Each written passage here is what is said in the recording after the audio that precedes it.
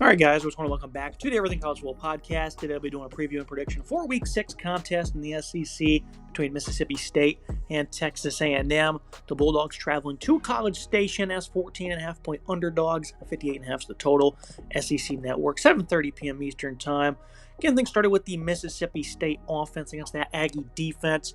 This is a group that is really progressing well under Jeff Lebby in year one, showing very impressive cohesion, the ability to have balance on offense, being able to consistently find big plays as well. And it starts with Blake Shapen, veteran quarterback, has done a very good job this year operating this offense. Started back in week 2 against Arizona State, showcasing some immaculate deep balls. The offense almost got shut out in that second half, but he was able to hit just one more to push his numbers up to 279, 3 scores, and a victory over the Sun Devils.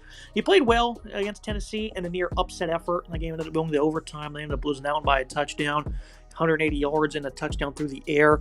Did have an interception. He has 3 of them on the season. Took a good amount of sacks, but this guy is usually pretty lethal as a runner. Hasn't really showcased it much this year. But he can make things happen in the red zone, and with his size at 210 pounds on those 3rd and 4th and shorts. You haven't really seen that part of his game this year, as he has battled injuries in the past, and he likes to put his body on the line. So I think he's trying to be a little bit more protective of himself, as this team does need him in his leadership. You look at these pass catchers: Brendan Thompson, Anthony Evans. This is largely a group that was put together of transfers from other high-end schools that really weren't able to do things at those previous destinations. Evans at Georgia, and then Brendan Thompson at Oklahoma. And Thompson this year has been great, 324 yards and 20 receptions. He's been a little quiet the last 3 games, really, compared to a hot start he had early on in the season. This guy has a lot of speed. He can hurt you in the screen game, downfield on posts, corner routes. That's really where he seems to thrive. Anthony Evans, also a bit of a speedster, with a little bit more size at 5'11", 180. He was a little bit quiet against Tennessee himself. Middle part of September, he really was showing off, though. Those are going to be the focal points. Snowy Traore, he's great. 3 touchdowns at tight end. This guy's been, a focal point the last couple of seasons for Mississippi State. A veteran in Jordan Mosley as well. So they have about 4 different guys. I'm happy with that pass catcher. They don't really have a tremendous amount of size, though. Not many guys are going to go up and, snag balls in the red zone outside of Traore, of course.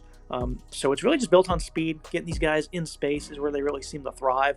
And then this rushing attack: Fluff Bothwell, Devon Booth, one of the better duos in the country. 600-plus yards and 10 touchdowns running the football. Overall, it is a pretty deep room for the Bulldogs. They're really starting to find their stride. Against Arizona State, nothing. That elite run defense held them in check. They found 198 yards against Tennessee, but that was on 57 attempts. So, even though they had some solid numbers, they weren't highly efficient by any means.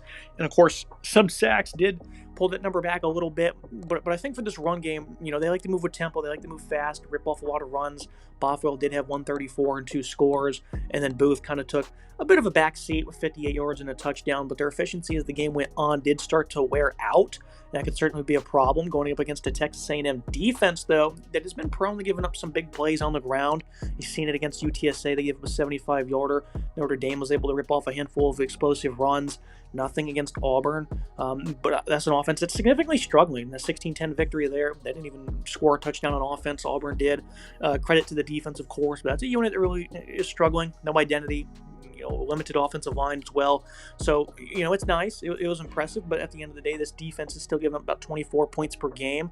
They outlasted Notre Dame in a shootout in a game they were up in early, and then the 2 weaker opponents early on in the season were able to rip off 20-plus points, largely in garbage time, even though UTSA did make it a close game in the second half for a little bit. So the defense is still progressing. You look in the middle at Teron York, leader at linebacker. This guy is exceptional at firing downhill and making plays in the backfield. Leads the team with 24 tackles as well. Cassius Howell's their top pass rusher, 5 TFL and 4 sacks. I like what DJ Hicks and Albert Regas bring to the table on the interior.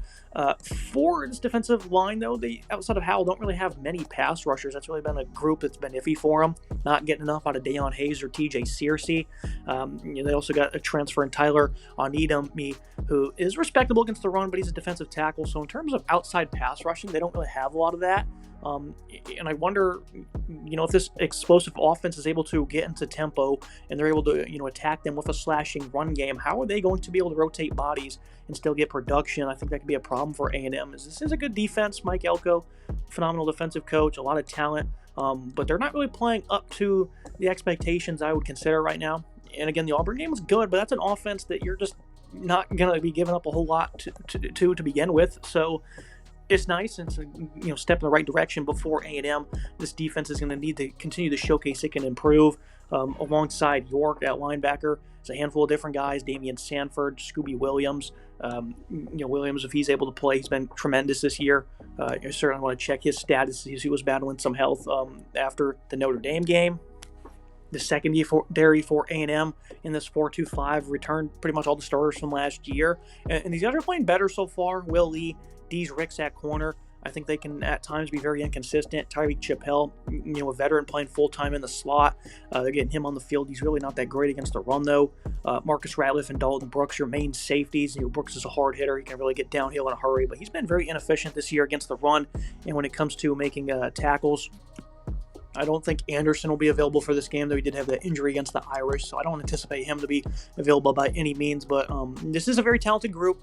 The secondary did struggle in the second half against Notre Dame, but for the most part this year they've played quite well. This is a passing attack, though, again, that has a lot of speed. They can hurt you deep. They're going to look to get involved in the screen game as well. Traore down the seam, so there's a lot to look out for when playing this offense. A lot of trickery could be involved as well, and I think that slashing run game just gets things started for Mississippi State, and that's why they're so tough to defend. Their offensive line, though, it's a revamped unit. They're obviously a significant work in progress. Pass protection's been a big problem for them. I think left tackle is just a phenomenal disappointment for them. Whoever gets the start, either Lewis or James, both those guys have really struggled. Right tackle, Albert Reese, is a little bit better. I think the most important part of this offensive line is probably going to be the center, Cannon Boone. He's been great this year, but everyone else has really struggled in pass protection, and the Aggies with their physical defensive line should be looking to have a pretty impressive game. Now you move to the other side of things. This Aggie offense against the Bulldog defense. About 36 points per game for the Aggies on offense. This is a highly impressive group, and I noticed that early on in the season against some weaker opponents. I was like, Reed looks incredibly confident, very comfortable in the pocket. He's really letting his arm talent, be showcased. He's not just a guy who's looking to take off and run. He's barely been, seldomly used as a runner, I guess you could say, this year. And his game is significantly progressing. You got to be very happy with the Aggies and their passing attack. 269 yards a game this year from Marcel Reed. Last game against Auburn, he did have 200 plus. They also ran the ball very well, 400 plus total yards of offense against that great defense. They were just abysmal on third down. This is a team that throughout the year has just not been very good on third, 30.6%. They went 3 of 14 against Auburn. That's been a big problem for them, even against the weaker opponents, is they're just not great at staying on the field. This is an offense that's been built on explosive plays. These new pass catchers they got in the portal have been phenomenal. Mario Craver, the former Mississippi State Bulldog, leading the way with 477 yards and 4 scores.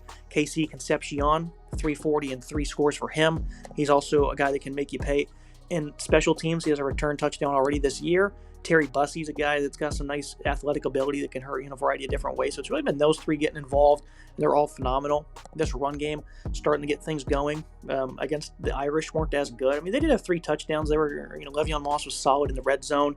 200 plus against Auburn. Again, able to rip off some explosive plays. Moss is great. Ruben Owens behind him has been efficient.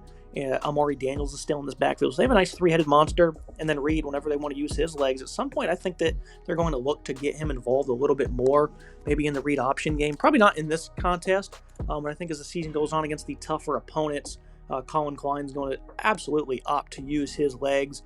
And I'm very happy with this offense because we said in the preseason if A&M can really develop its pass game, they could be deadly because this run game is going to be good. The offensive line is absolutely nasty of its size.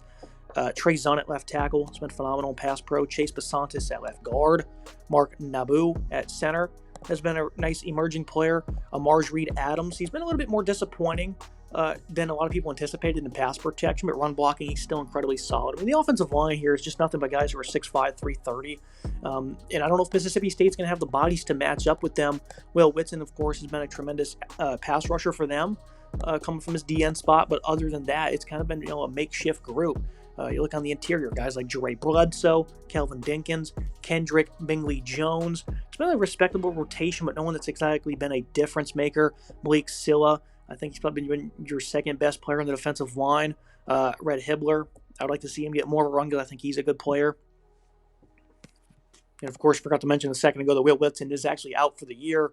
When I mentioned his name, it's a guy that has injuries. So their best player, that's a lot of production that's gone. And he's been out, since the ASU game.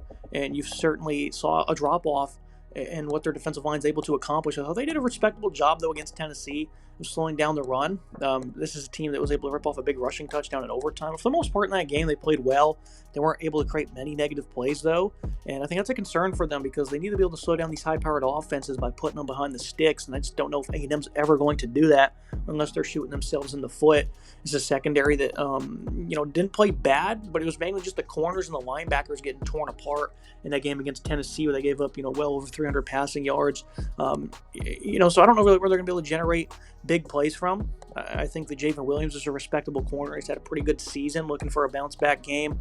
Kelly Jones, Diego Brumfield. These are not bad players. I thought they did a pretty good job of constructing this group. But in terms of the matchups they're facing now, I think it's going to be the toughest one they've seen up until this point. Jerron Manning is a source of production at safety. He's great. Hunter Washington, Isaac Smith. Smith, of course, is a veteran of this group. He was one of their leading tacklers last year. Was also very sound in coverage.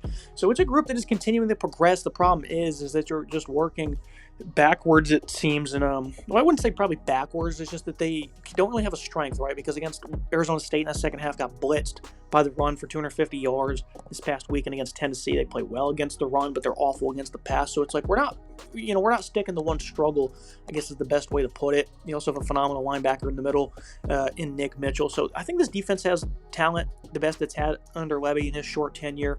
But in terms of slowing down this offense, I just don't know how they're going to be able to do it without creating negative plays. I think some of these defensive backs, they'll have opportunities to create with pass deflections and interceptions. They do have 7 picks this year, and they've had 1 in every single game this year. So it is an opportunistic defense. You're hoping you can potentially force them into mistakes, especially through the air. Looking at the final analysis and the prediction, I think the best bet in this one's probably the over 58.5. I think the Aggies offense, they're going to be really good at putting up yards and points in this one. Nobody's really been able to slow them down up until this point. I don't think that the Bulldogs are going to have the components to do that. I also think Mississippi State's going to do well on offense themselves. They have explosiveness.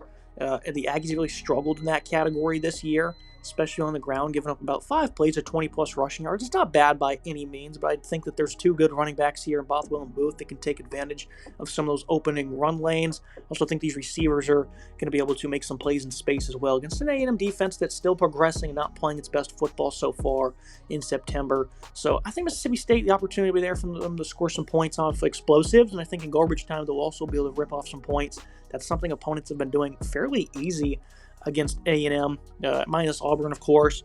The ND game was a shootout. But in the first 2 weeks, those weaker tier opponents are doing a pretty good job in the second half of scoring points. So I think Mississippi State can keep it close. 14.5 point line. I picked them to lose by 15, so play it at your own risk. I definitely think they can cover if they can create a few more stops and some turnovers. I think this is a good football team, 4-1. A lot of people expected the Bulldogs to improve this year. They're going to be entering a gauntlet of a schedule coming, pretty much starting with this game. So I think the Aggies will win. I think their offense will put on another show. I think the over is the best play in this SEC contest. It's going to be it for today's episode. Make sure you guys like, comment, subscribe. See you next time.